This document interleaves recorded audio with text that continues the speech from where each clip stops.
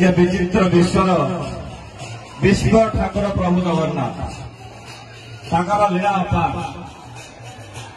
एवं किंबदंती कहे वैदेशिक आक्रमण में श्रीमंदिर जिते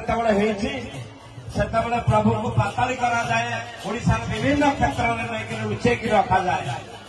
जी ये विश्व को चलाउछंती जे विश्व को सृष्टि कर आक्रमण कर किए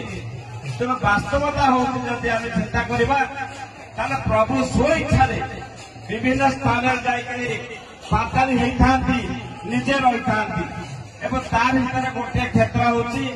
ये जो गुंज बिहारी क्षेत्र ये गणकुंजर क्षेत्र